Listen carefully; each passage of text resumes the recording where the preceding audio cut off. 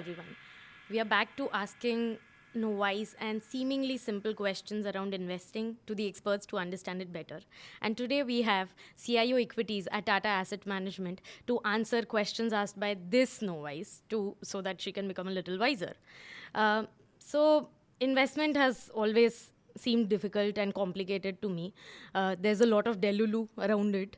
हर जगह सुन रही हूँ diversify करो, asset allocate करो. But how do you do it? What is asset allocation? What is the Solulu? So, like when you eat food, right, you have to have protein, you have to have carbs, you have to have fats also.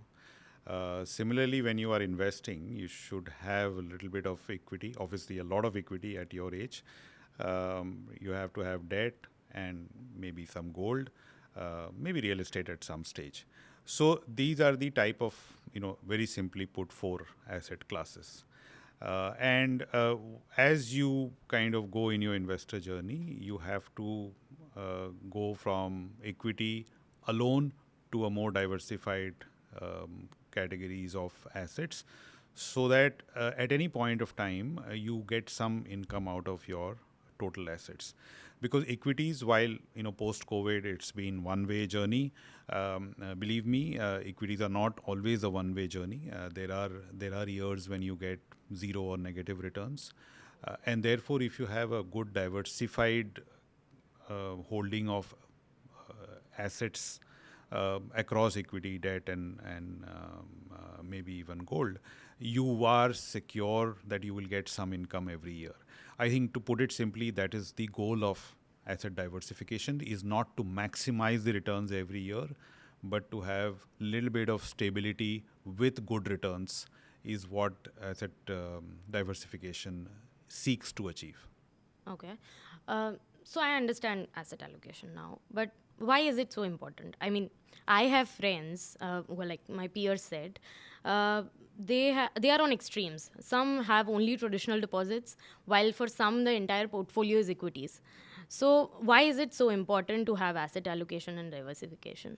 Well, it's important for both, because someone who is only in fixed deposits, especially when you are so young, it just doesn't make any sense to be only in fixed deposits. That's one extreme. Clearly, you need to move in between. At least you need to get into a little bit of equity and have fixed deposit also, but more of equity. Similarly, someone who is at the extreme other end, which is 100% into equity and into stocks, etc. I'll go back to what I said earlier, that most of these investors post-COVID, especially since 2020, have seen only a one-way journey of Right. equities, which is positive returns every year. So everyone feels that they are entitled to those returns in equities. Believe me, there's nothing called entitlement in equities, and you will have your down years. And therefore, for those investors also, it's important to come in the middle. It's not necessary that you are running that strategy all the time. And it obviously depends from person to person. You might have a higher risk appetite. You will probably stay a little bit one side of from the middle, and whereas if you have a very low risk appetite, like totally in fixed deposits, you will not totally go to the other direction. So one has to understand what you are as a personality. Also, remember that when actually the downturn happens in equities, that is the time you actually realize whether you are an aggressive investor or a risk averse investor. Right. Till the time you see the returns not going negative, you don't know how you're going to react. So that is when you get tested, your personality gets tested, and you're, in that emotion, what decisions you take, whether you sell in panic at the bottom of the market. I think those are the things which are still little untested for some of the new investors which have come in the market for last 4-5 years. Okay, so I understand it's important, but how do you do it? And it seems complicated and difficult if I have to make all the decisions.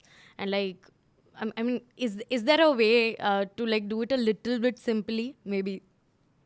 Yeah, of course. I mean, there are a lot of products today. I mean, there is a whole category called the hybrid category, where the funds have equity and debt mixed in that fund.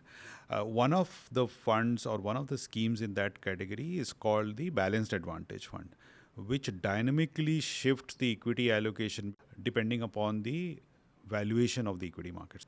So what it does is it takes the decision out of your hands, so that in that moment of panic when the markets are down say 20-30%, which is what happened during COVID, you don't take a wrong decision. That decision is on me, that I take my equity allocation actually higher, which is what actually Right. happened in our balanced advantage fund. So the decision is out of your hands. Decision is based on a model when to increase equity and when to decrease the equity, and it just simplifies the decision making kind of dilemma which one is faced with when you come to those kind of situations. So balanced advantage fund is one solution. The other solution is similar category called multi-asset fund, where not only the equity allocation changes depending on the valuation, but you also have the option to have some allocation to gold and silver as asset classes. So it gives you 3 asset classes: equity, debt, and gold. Oh, all right. So, simply put, balanced advantage fund is trying to tell us that markets might be topsy-turvy. Your portfolio doesn't need to be, and and by investing in mutual fund, you're ensuring that your emotions are not sort of taking over the charge and making the wrong decisions.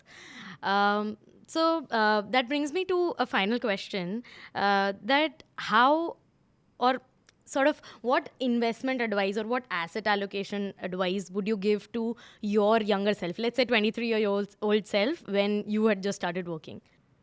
Don't just do fixed deposits, because that is what I did in my first few years also. Start early, start an SIP.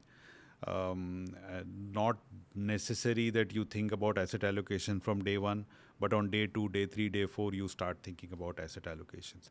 These are 3 simple advices I would give you. And really there is no rocket science to it. If you follow it systematically and start early, very low chances of you going horribly wrong in your investment journey.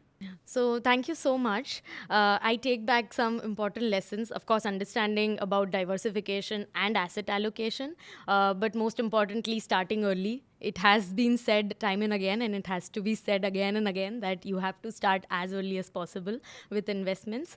Thank you so much. Thank you. So thank you guys. Hopefully you have also learned a lot about asset allocation as I did. And see you soon in the next episode of Novice to Wise.